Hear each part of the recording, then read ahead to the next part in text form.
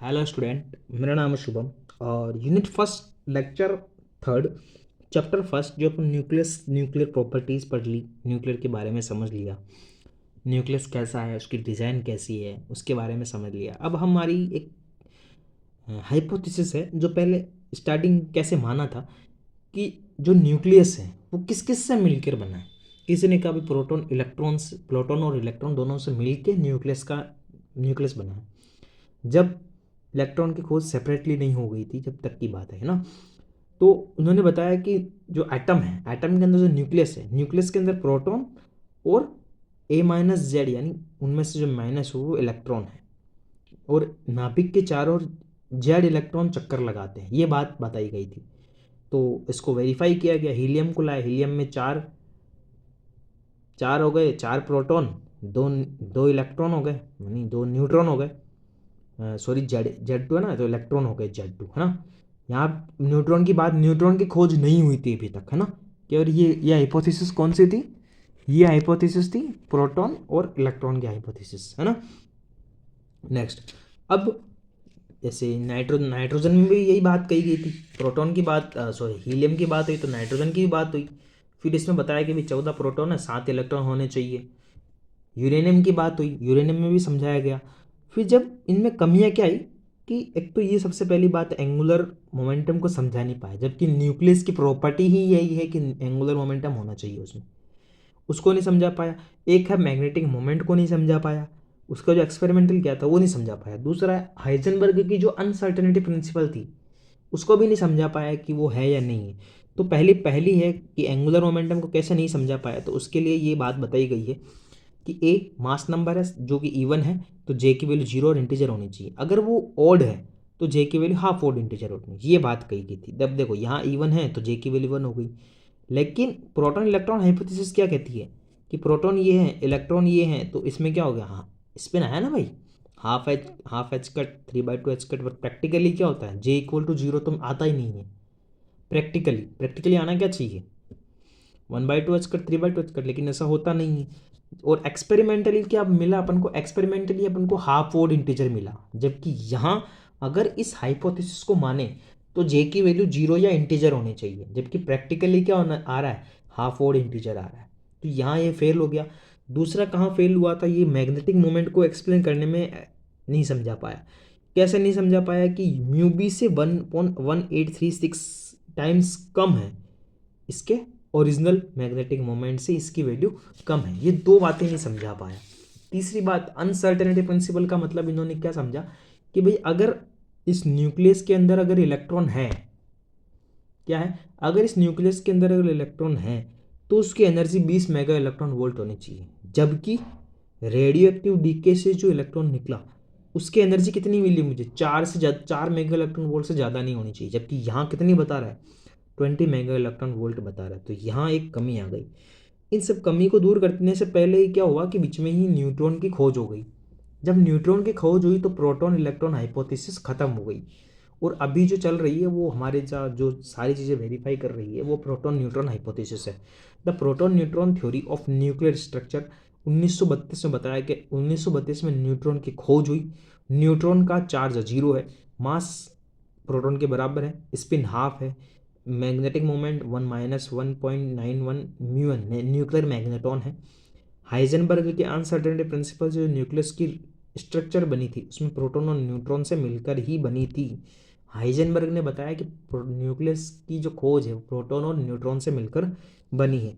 ए जो है वहाँ मास नंबर है, जेड है जो प्रोटॉन है, A-Z न्यूट्रॉन है। ये मैंने चीज़ पहले ही बताई थी प्रॉपर्टी समझाते टाइम, ठीक है।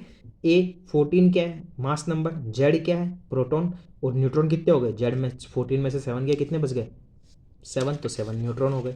तो प्रोटॉन न्यूट्रॉन जो हाइपोथेसिस थी वो एंगुलर मोमेंटम को अच्छे समझा रही थी, मैग्नेटिक मोमेंट को अच्छे समझाया, और अनसर्टेनिटी प्रिंसिपल को भी अच्छी तरह से समझा दिया इन्होंने। तो बताओ, अगर ये सारी बातें अगर समझा पा रही है तो क्या प्रॉब्लम आ रही है, बताओ। प्रोटॉन न्यूट्रॉन हाइपोथेसिस में क्या कमी आ रही, कुछ कमी नहीं आ रही। तो अब जब ये भाई जो थ्योरी है, न्यूक्लियर स्ट्रक्चर को समझाया इन्होंने, थ्योरी है वो काम कर गई, तो फिर अब थ्योरी काम करे तो अब एनर्जी की बात आएगी। अब न्यूक्लियर की एनर्जी कैसे डिफाइन करेंगे? न्यूक्लियर की एनर्जी डिफाइन करते हैं बाइंडिंग एनर्जी से और इनके पैकिंग फ्रैक्शन से कितनी जुड़ी है। बाइंडिंग एनर्जी क्या होती है? बाइंडिंग एनर्जी ये होती है कि किसी न्यूक्लियस में उसके घटक कंपोनेंट्स, कौन कौन से कंपोनेंट है? प्रोटॉन है और न्यूट्रॉन है, दो ही तो कंपोनेंट है न्यूक्लियस के अंदर। उस दोनों कंपोनेंट को अलग अलग करने के लिए जितनी एनर्जी मुझे चाहिए, बाइंडिंग का मतलब होता है उनको बांधने, यानी उनको अलग अलग करने में जितनी एनर्जी मुझे चाहिए वो होती है बाइंडिंग एनर्जी। और वो स्टेबल न्यूक्लियर के लिए बाइंडिंग एनर्जी पॉजिटिव होती है। जैसे बाइंडिंग एनर्जी जेड है, proton number mass of proton, A minus Z क्या है? Neutron number mass of neutron, neutron number into mass of neutron, M of Z है। बाइंडिंग एनर्जी सी स्क्वायर है ना। Binding energy hydrogen के लिए लिखी M H M N, ये वाली। स्टेबल न्यूक्लियर के लिए बाइंडिंग एनर्जी पॉजिटिव होनी चाहिए। 1 AMU बराबर 931.5 मेगा इलेक्ट्रॉन वोल्ट होता है। ठीक है, बाइंडिंग एनर्जी निकाला del M into 9.31 mega electron volt. अब मास डिफेक्ट की बात हुई। मास डिफेक्ट क्या कहता है कि जो जेड है, जेड परमाणु नंबर है, उनका परमाणु क्रमांक है, और ए जो है मास नंबर है। मास नंबर वाले न्यूक्लियस का द्रव्यमान कितना होता है? M of A of Z. तो Z mass of proton mass of neutron से कम ही मिलता है। अगर प्रोटॉन लिया न्यूट्रॉन लिया, दोनों को जोड़ा, और जो ओरिजिनल है उससे थोड़ा सा कम ही मिलता है। ये होता है डिफेक्ट आना, किसी मास में डिफेक्ट आना। Binding energy is equal to उसकी जो जितना भी लॉस हुआ, उसमें जितना भी डिफेक्ट आया, उसकी इक्वल एनर्जी के बराबर होगी। ठीक है। पैकिंग फ्रैक्शन, मैंने पैकिंग फ्रैक्शन पहले भी समझाया था। पैकिंग फ्रैक्शन क्या होता है? ओरिजिनल मास माइनस उसके नंबर्स डिवाइडेड बाय नंबर, ये होता है पैकिंग। और इस ऊपर वाले को बोलते हैं मास डिफेक्ट, मास माइनस ए डेल, जिसको डेल से डिफाइन करते हैं। एग्जैक्ट मास निकालना है तुमको किसी भी उसका, तो मास बराबर क्या होता है? उसका नंबर लिख दो, 1/f बराबर पैकिंग फैक्टर कितना है, उसको बांध के रखने वाला कितना है, उस पर डिपेंड करता है। अब पर न्यूक्लियन बाइंडिंग एनर्जी क्या होती है? Binding energy divided by mass number. Per nucleon binding energy क्या होती है? Binding energy divided by mass number, B bar बराबर बी अपॉन ए। वैसे तो यही यूज आता है। जैसे जैसे बाइंडिंग एनर्जी किसी की बढ़ती है न्यूक्लियस की, उसकी स्टेबिलिटी, उसकी क्षमता वो बढ़ती जाती है। और जो बी बार है बाइंडिंग एनर्जी, सॉरी पर न्यूक्लियन बाइंडिंग एनर्जी है, उसको स्पेसिफिक बाइंडिंग एनर्जी भी बोलते हैं। ठीक है, ये सारी बात। अब बाइंडिंग एनर्जी का कर्व देख लो, आपने पहले भी देखा होगा। पहले तो क्या देखा होगा, फर्स्ट पहली बार न्यूक्लियर बढ़ रहे हो तुम तो देखो, बाइंडिंग एनर्जी यहाँ से स्टार्ट होती है, लाइट न्यूक्लियर, ये लाइट न्यूक्लियर से जाता है ऊपर। जितने भी पीक्स दिख रहे हैं आपको, ये 1 2 3 4, ये सब स्टेबल पीक्स हैं, मतलब ये मैजिक नंबर है एक तरह से। और बाइंडिंग एनर्जी, और ये है मास नंबर एम ए। अगर ए की वैल्यू 4 8 12 16 20, 4 8 12 16 20, नाभिक के लिए बाइंडिंग एनर्जी अपने पास वाले, इसका जस्ट पास वाला, यानी जो 4 नंबर है इसके पास वाला की तुलना में इसकी वैल्यू सबसे ज़्यादा है। यानी ये है, इसके पास में इधर वाला, इसके पास में इधर वाला, इन दोनों से इसकी वैल्यू सबसे ज़्यादा होगी, क्योंकि पीक है, जेड इवन है, एन इवन है। अगर दोनों इवन इवन है, यानी 1/1 है, तो एन बाई जेड रेशो क्या होना चाहिए? 1 होगा, तो वो क्या होगा? स्टेबल न्यूक्लियर होगा। यानी हमारे जितने पीक वाले हैं सब स्टेबल न्यूक्लियर है। अगर ए की वैल्यू 56 है, यानी यहाँ मान लो यहाँ 56 आ रहा है, तो 56 की बाइंडिंग एनर्जी सबसे ज़्यादा होगी। यहाँ देखो, इन सब में से सबसे ज़्यादा किसकी है? इसकी। यहाँ जाता तो नीचे आ गया, तो सबसे हाईएस्ट नंबर पे कौन है? ये है, तो इसकी बाइंडिंग एनर्जी सबसे ज़्यादा होगी। और वो है कौन? फेरस, Fe 56 कितने नंबर पे आता है? 26 नंबर पे आता है। ठीक है। जैसे जैसे इससे वैल्यू बढ़ती जाएगी इधर की तरफ, जैसे जैसे इस तरफ वैल्यू बढ़ती जाएगी, तो इसकी स्टेबिलिटी कम होती जाएगी।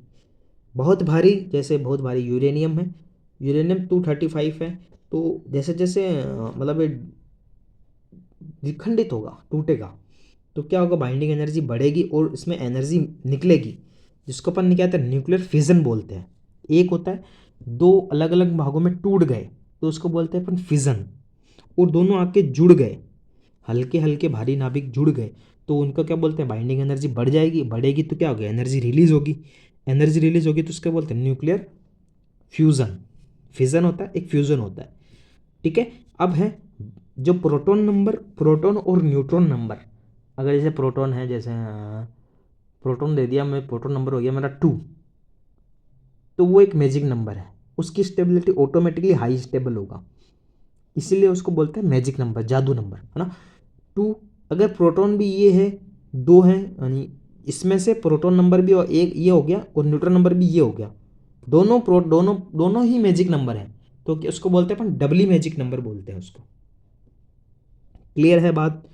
ध्यान रखना, एग्जाम में आता है बाइंडिंग एनर्जी कर्व बनाना है, ठीक है, बाइंडिंग एनर्जी कर्व को एक्सप्लेन करना है, ये 5 बातें हैं, 6 बातें एक्सप्लेन करनी है, तो बाइंडिंग एनर्जी कर्व एक्सप्लेन हो जाएगा। अब देखो, इस बाइंडिंग एनर्जी कर्व से ही न्यूक्लियर के अंदर फोर्सेस की बात है, ये कि न्यूक्लियर के अंदर फोर्स कैसे लगता है, ये न्यूक्लियर है, न्यूक्लियस, इसके अंदर फोर्स कैसे लगता है, जिसके अंदर प्रोटॉन और न्यूट्रॉन है, दो ही हैं इसके अंदर, तो क्या क्या लगेगा, प्रोटॉन प्रोटॉन के मध्य लगेगा, न्यूट्रॉन न्यूट्रॉन के मध्य लगेगा, प्रोटॉन न्यूट्रॉन के मध्य लगेगा, और इन तीनों के बीच में इनकी प्रॉपर्टीज़ आएगी, न्यूक्लियर फोर्स की प्रॉपर्टीज़ आएगी, वो सारी बातें समझेंगे अभी, है ना। और उसकी प्रॉपर्टीज़ हैं और आसान भी है प्रॉपर्टी, तो समझते हैं कि इनकी प्रॉपर्टी क्या क्या है, न्यूक्लियर प्रॉपर्टीज़, न्यूक्लियर फोर्स के नाम से। न्यूक्लियर फोर्स क्या होता है, देखो, न्यूक्लियर फोर्स क्या होता है, जब कोई नाभिक में कोई प्रबल आकर्षण का बल, यानी हाई, मतलब हाई पावर का अट्रैक्शन फोर्स है, दोनों न्यूक्लियनों के मध्य लगता है, तो वो अत्यल्प आकार में, बहुत छोटे आकार में बंधे हुए रहते हैं। इस हाई, मतलब इसको बोलते हैं अपन स्ट्रॉन्ग फोर्स बोलते हैं, nuclear force is a strong force. और ये किस किस के अंदर लगता है, प्रोटॉन प्रोटॉन, प्रोटॉन न्यूट्रॉन और न्यूट्रॉन न्यूट्रॉन के मध्य, जैसा मैं अभी यहाँ समझाया था, है ना। और यह जो न्यूक्लियर फोर्स है, ये ग्रेविटेशनल फोर्स और इलेक्ट्रोमैग्नेटिक फोर्स से भी ज़्यादा पावरफुल होता है, और इनकी जो रेडियस होती है वो मतलब इतनी पास पास में होती है, जिसके कारण ये बहुत ही स्ट्रांगली जुड़े हुए रहते हैं एक दूसरे से, इसलिए इसको स्ट्रांग फोर्स ही बोलते हैं। तो समझ में आया न्यूक्लियर की प्रॉपर्टीज़ कैसे कैसे बना सकते हैं, तो डेफिनेशन है, प्रॉपर्टीज़ क्या क्या बनानी है, यानी अट्रैक्शन होना चाहिए, शॉर्ट रेंज होनी चाहिए, स्पिन डिपेंडेंस होना चाहिए, चार्ज सिमेट्री होनी चाहिए, चार्ज इंडिपेंडेंस होना, चार्ज पर डिपेंड नहीं करना चाहिए, स्पिन पर डिपेंड करेगा लेकिन चार्ज पर डिपेंड नहीं करेगा, और क्या होनी चाहिए, सेचुरेशन प्रॉपर्टीज़ होनी चाहिए, एक्सचेंज बिहेवियर होना चाहिए इनका, एक्सचेंज भी है ना, प्रोटॉन न्यूट्रॉन में एक्सचेंज होते रहते हैं, है ना। नॉन सेंट्रल फोर्स होना चाहिए, यानी टेंसर फोर्स होना चाहिए। सबसे पहला प्रॉपर्टी है, बहुत अच्छा क्वेश्चन आता है एग्जाम में, यहाँ से इंटरव्यू में पूछा जाता है कि प्रॉपर्टीज़ क्या है न्यूक्लियर फोर्स की, तो पहली प्रॉपर्टी है, nuclear force are attractive force, it is very strong force comparable to the fundamental force in nature. Nature में जितने भी बल हैं उन सबसे ज़्यादा प्रबल स्ट्रॉन्ग फोर्स कौन सा है, न्यूक्लियर फोर्स है, पहले प्रॉपर्टी। दूसरी प्रॉपर्टी है, इनकी जो रेंज है 1.5 फर्मी से 2.0 फर्मी के बीच में होती है, यानी शॉर्ट रेंज होती है, रेंज इनकी बहुत कम होती है। अगर ज़्यादा रेंज में देखोगे तो वो बदल जाएगा, फोर्स का नेचर बदल जाएगा। तो बहुत छोटी डिस्टेंस के लिए इनके अंदर क्या लगता है, रिपल्सन फोर्स का एक न्यूक्लियर फोर्स की कोर होती है, जिसके चारों ओर ये होता है, और उसके चारों ओर क्या होता है, स्ट्रॉन्ग अट्रैक्शन फोर्स अवेलेबल रहता है। दो बातें समझ में आ गई, स्ट्रॉन्ग फोर्स, पहली बात कौन सी होगी, अट्रैक्शन फोर्स है, दूसरी बात किससे होगी, शॉर्ट रेंज है, तीसरी बात है कि यह जो न्यूक्लियर फोर्स है, न्यूक्लियस के अंदर जो इंटरेक्शन कर रहे हैं वो डिपेंड किस पे करती है, स्पिन पर डिपेंड करती है, इसको बोलते हैं अपन स्पिन डिपेंडेंस, स्पिन पर डिपेंड करती है। और क्या क्या प्रॉपर्टीज हो सकती है, जैसे स्पिन पर डिपेंड कैसे करेगी, जैसे स्पिन पर डिपेंड कैसे करेगी, जैसे ड्यूट्रॉन है, ड्यूट्रॉन में क्या, प्रोटॉन और न्यूट्रॉन, इन दोनों के स्पिन कैसे हैं, पैरेलल है, तो proton neutron spin is anti parallel, then in stable state proton neutron is not in bound state. देखो, ड्यूट्रॉन प्रोटॉन न्यूट्रॉन है, स्पिन पैरेलल है, अगर एंटी पैरेलल हुए तो वो स्टेबल स्टेट्स में रहेंगे, स्टेबल स्टेट्स में नहीं रहने चाहिए, नहीं, और प्रोटॉन न्यूट्रॉन बाउंड स्टेट नहीं है, that's why nuclear force are spin dependence, यानी वो स्पिन पे डिपेंड करते हैं, ठीक है। चार्ज सिमेट्री, दोनों की चार्ज बराबर होना चाहिए, nuclear force not depend on nucleon charge, charge पर डिपेंड नहीं करते, that in neutron neutron, proton proton and neutron proton between force are equal, तीनों के अंदर फोर्स इक्वल है, चार्ज सिमेट्री समझ में आएगा। चार्ज की इंडिपेंडेंस, जरूरी नहीं है प्रोटॉन प्लस चार्ज है, प्रोटॉन प्रोटॉन, इन सबके चार्ज बराबर है, जैसे प्रोटॉन प्रोटॉन, न्यूट्रॉन न्यूट्रॉन और प्रोटॉन न्यूट्रॉन, तीनों के अंदर जो फोर्स लग रहा है वो इक्वल है, इसीलिए ये आइसो स्पिन पर डिपेंड करते हैं, स्पिन डिपेंडेंस है, और न्यूक्लियर फोर्स न्यूक्लियर स्टेट के अंदर आइसो स्पिन पर डिपेंड करते हैं, ठीक है। सेचुरेशन प्रॉपर्टी का मतलब है कि जो न्यूक्लियन है पर फोर्स लग रहा है उसके सबसे पास वाले न्यूक्लियन द्वारा ही लगाया जाता है। यानी ये है हमारा न्यूक्लियन, प्रोटॉन न्यूट्रॉन का जोड़ा है, ये एक प्रोटॉन न्यूट्रॉन का जोड़ा है, ये इसी के साथ इंटरेक्शन करेगा यानी सेचुरेट होगा। इसके दूर वाले से जाके कोई इतना दूर बैठा है, इसके साथ इसका इफेक्ट जीरो है। यहाँ से यहाँ तक का जो इफेक्ट है वो जीरो, क्यों? क्योंकि शॉर्ट रेंज है। आया समझ में? ऐसे एक्सचेंज बिहेवियर का मतलब है हाइजेनबर्ग का प्रिंसिपल है। हाइजेनबर्ग ने सेचुरेशन प्रॉपर्टी को समझाने के लिए एक्सचेंज बिहेवियर को लाया गया है ना।